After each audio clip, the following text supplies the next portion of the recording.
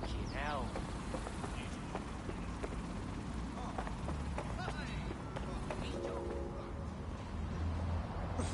You're a real creep, you know that?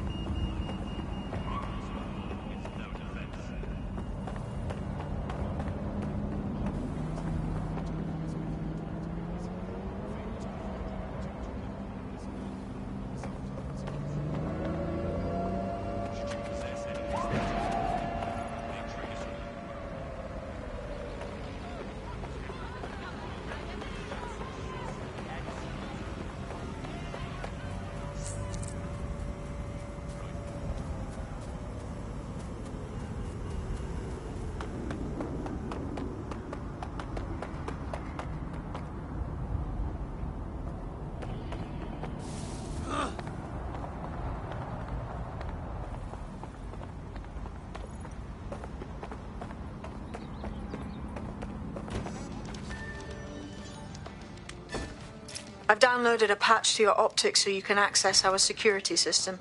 It's set up so that I can't just let someone who isn't DedSec in. You'll have to do the manual override. Smart move having redundant systems like that. Can't trust anyone, right?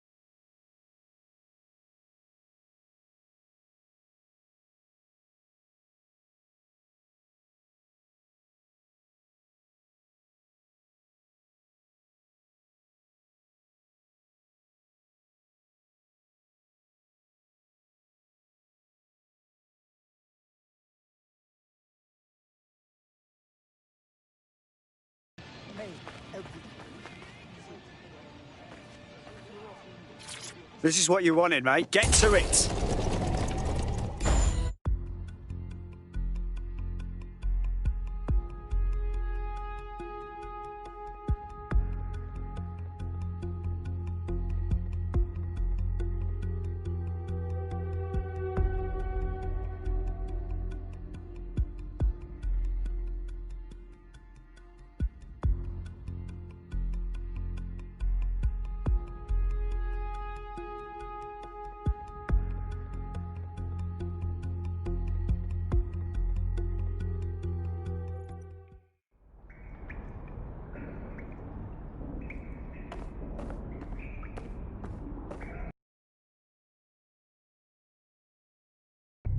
Coming up in today's episode of The Upload, we're talking about how Bagley managed to conquer London. Pretty much my favourite topic. I could talk for hours about the rise of the AI system. It's easy to forget about its origins. It's so present everywhere we go now. Bagley just kind of blends into the background. Bagley is the service AI that's present in every optic device. Whether you're using the optic, Bagley will be there. The AI is streamed to your optic from Bloom's central command center, and it was first created by Sky Larson, our tech hero, as part of her techno-utopian idea for the world. Why do you think it grew so quickly? In my mind, it's no surprise that Bagley became so popular. It's funny, useful, fast. It's a great companion and really just makes life so much easier. I mean, when you look back at all the service AIs that used to exist, they just can't compete. When you ask Bagley anything, there's a quick answer and loads of information available to you. One day, I let Bagley answer all of my messages for a whole 24 hours and no one even noticed the difference. The other competitors really just couldn't compete with Bagley. Their answers were so much worse, they didn't understand anything, and Bagley pretty much gets everything right first time. Do you have any idea why Bagley really beat all the competition? Well, it's really the data, isn't it? Ever since Broker hooked up with Bloom, that's when things changed. And really, that's not actually that great. Bloom has data on everybody. They collect information about everything you're doing across the web through your optic headset. Isn't the AI only good because of Bloom's surveillance? Well, I suppose so, but I prefer not to talk about that side of things. Bagley is so special because it's been trained on this huge cache of information. That's how these AI systems work.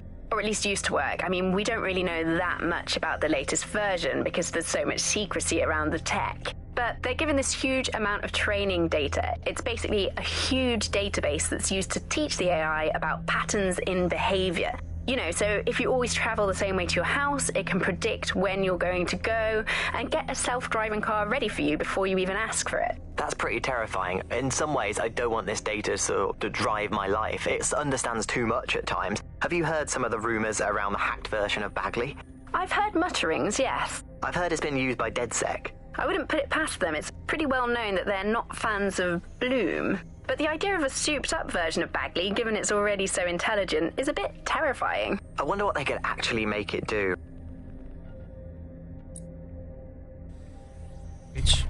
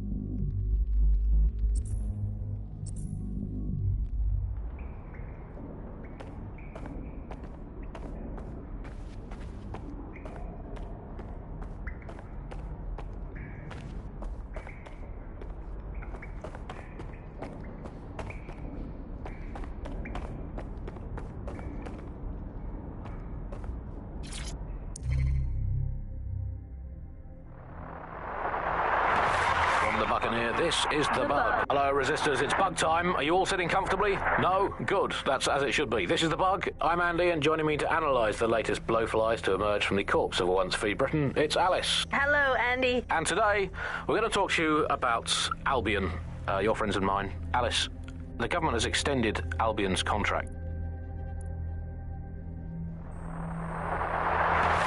The Buccaneer, this is the Bug. Hello, Resistors, it's Bug time. Are you all sitting comfortably? No? Good. That's as it should be. This is the Bug. I'm Andy, and joining me to analyse the latest blowflies to emerge from the corpse of a once free Britain, it's Alice. Hello, Andy. And today, we're going to talk to you about Albion, your friends and mine. Alice, the government has extended Albion's contract and have also boasted that violent crime has plummeted to a record low.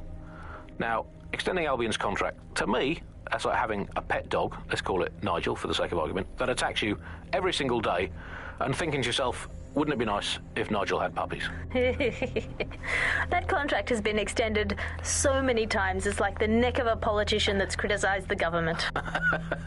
I'm not sure entirely how those contract extension negotiations went, probably like a footballer.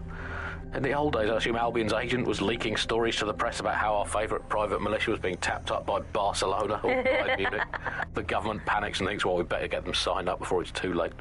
But still, violent crime, a record low, although I imagine that probably depends exactly how you count it. If you include violent crime committed by the state, either themselves or via Albion, their chosen violent crime contractors who provide such a very valuable bargain service of beating people up, well, it's probably not quite as low as the figures suggest. I don't know. I think they're probably right. Who has the opportunity to commit violent crime these days anyway? The moment you pick up a fruit knife, you get tasered by a robot policeman and deported for looking Bulgarian.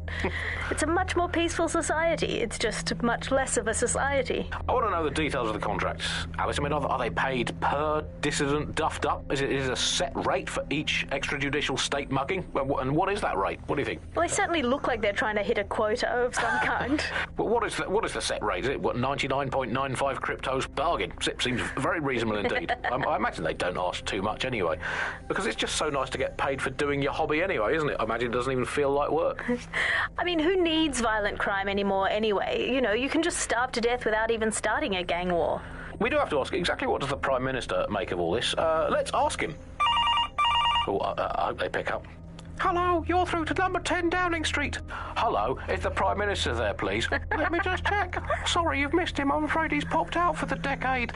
Oh, never mind. Is there anyone else I can talk to? Yes, of course. There's a shady cabal of vested interests who control him and prop him up in power. Great, I'll have a chat with them then. Oh, Andy, remember when you could get away with prank calls without people coming round to your house to beat the shit out of you?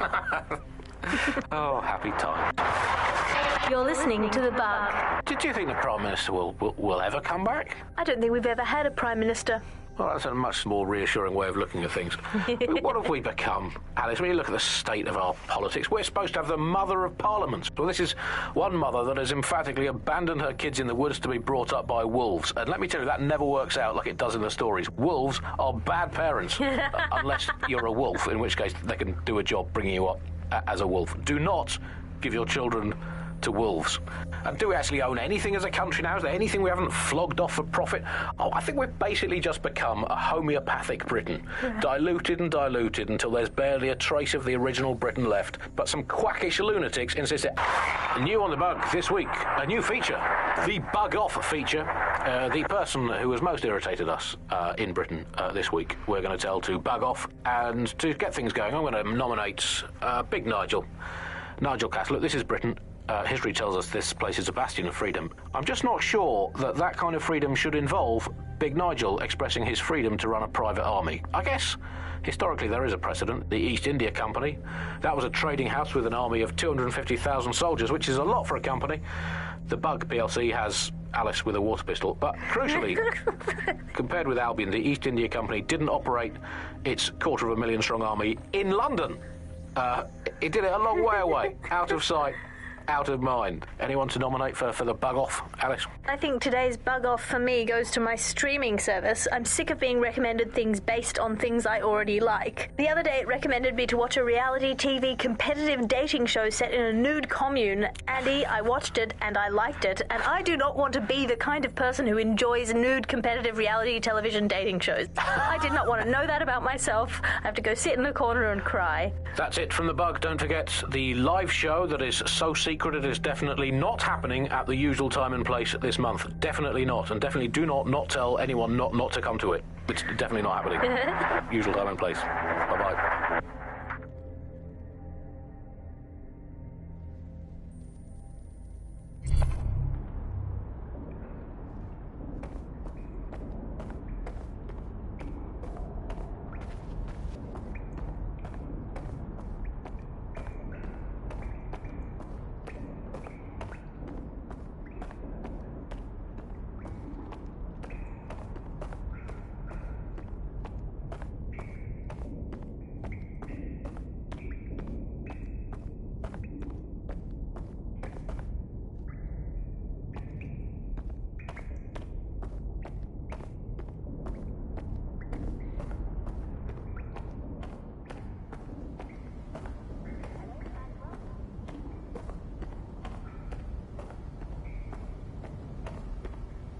Well, look.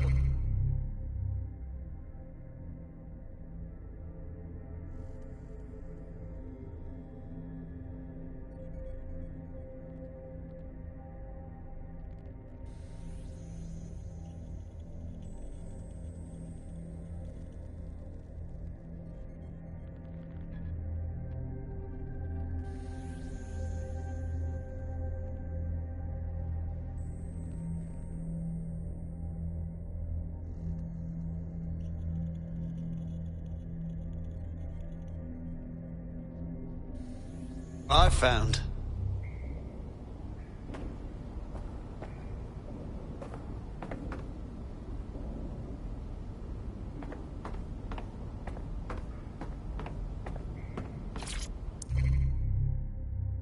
Coming up today on The Upload, we're talking about Sky Larson, the enigmatic founder of Broker Tech. Everyone knows her name, but no one knows too much about her.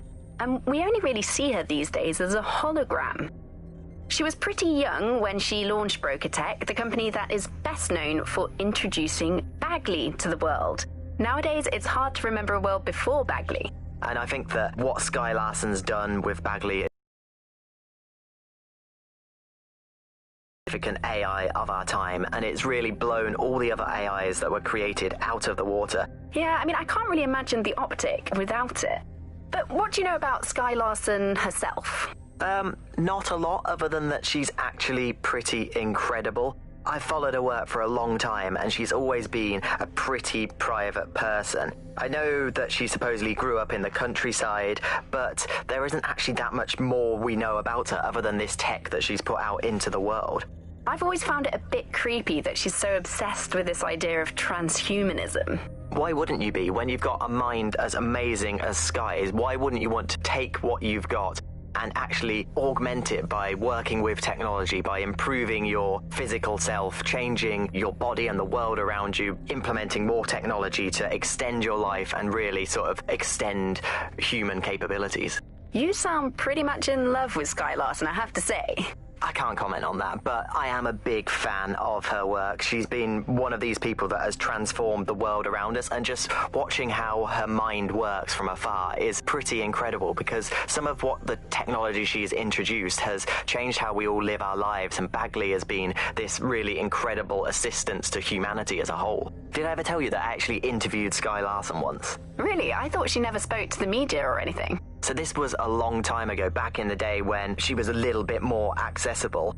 And she was one of these people that just had an amazing presence. You were inspired by her very being, and she was just incredibly talented and knowledgeable, and one of possibly the best living people that I've ever met. I'm not sure you're being too objective there. I mean, I imagine she's not very likable as a person.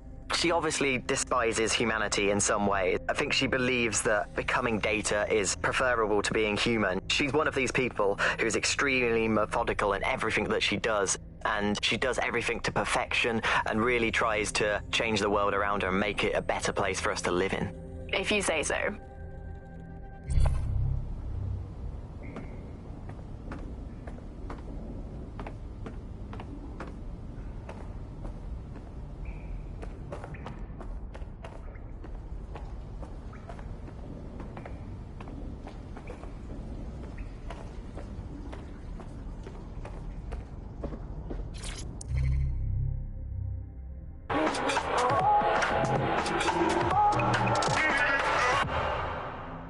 This is London Calling. You're here with me, Tash, on Buccaneer, your source for what they don't want you to know.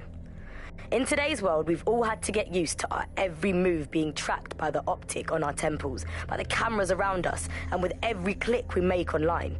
Seems like everything we do feeds the big data beast. Why are data giants like Bloom so hungry to get hold of our private information and our metadata? What are they using it for? Will we ever have real private lives again? What is privacy in the digital world? And what happens when capitalism and surveillance become one? As you know, we keep all names confidential on Buccaneer. Speaking from a secure location, here's new technology strategist Charles, who worked all over the world trying to keep democracy strong in the face of the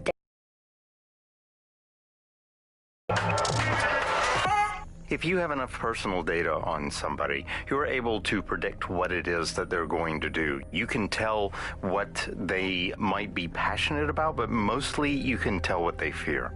And if you can tell what someone fears, then you can manipulate them and you can move them in particular directions. Like, Data is collected on citizens in every possible way.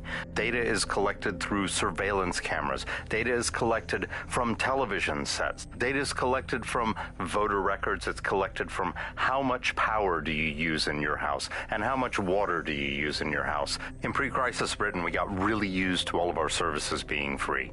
Everything suddenly became free that was digital. But what people forgot is that if you're not paying for it, then you're the product being sold. If technology brings out the worst in capitalism, capitalism brings out the worst in technology.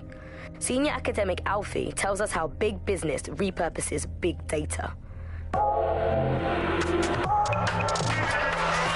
Historically, what's happened, of course, is that people have traded their privacy for their convenience. As smartphones and other kinds of technology came in and became mass-consumed, mass-used items and technological objects, gradually people were so attracted to the affordances of these technologies that privacy kind of retreated into the background and into a state we've got now where it's essentially gone.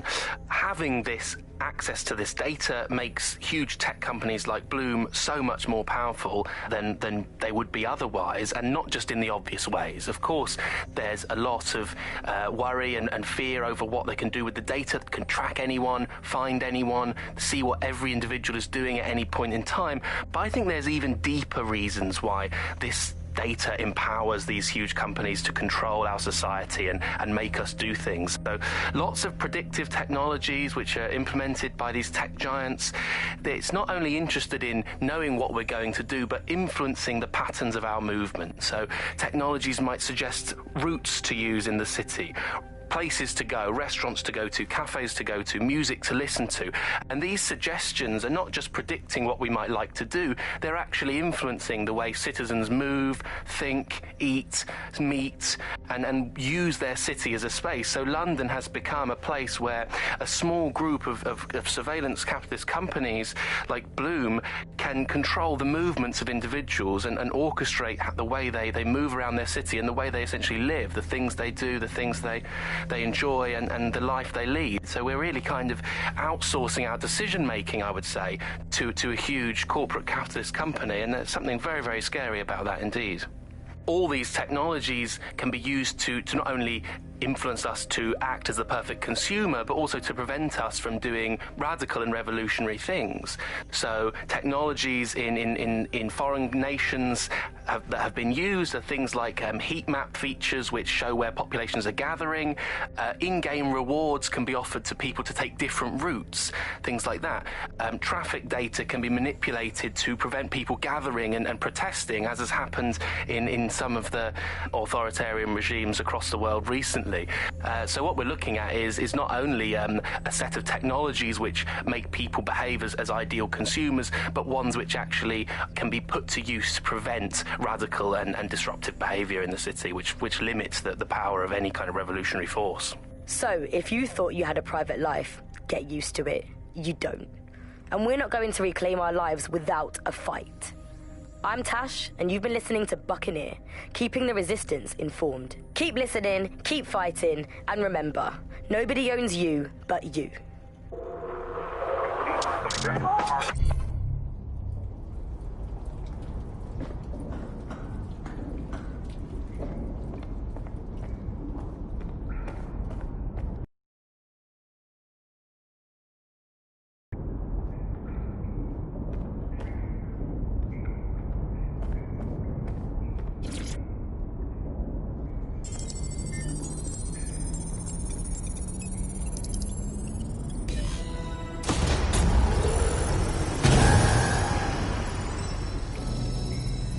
No DedSec registration detected. Identify yourself, or I'll seal the exits, hack your optic, and read you every drunken email you ever wrote until you starve.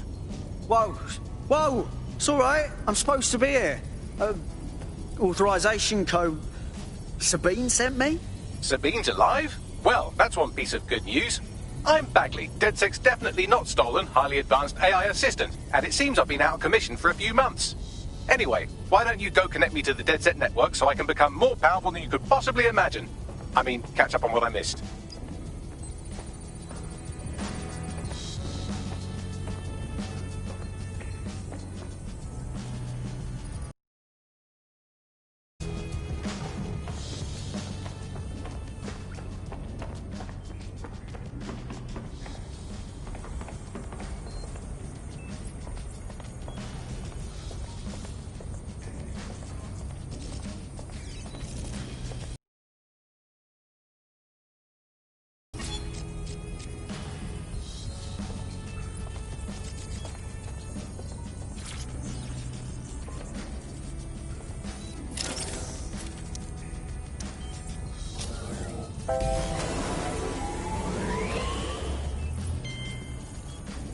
Ah, that's it. I'm reconnected to the network, downloading our database, news archives, and... Oh no. Terrorist group DedSec responsible for deadly bombings in London? Dalton Wolf dead? I leave you people alone for a second and you immediately cock it all up. Sounds like a proper conspiracy, Bagley. Who was really behind the bombings then? There's a gap in my memory after Dalton... Well, let's be honest. But from what I can infer, an unknown hacker group identified only as Zero Day was involved. I believe this 0 Day staged the attacks and framed DedSec for their dirty work. Come to my terminal. Sabine is requesting a video call.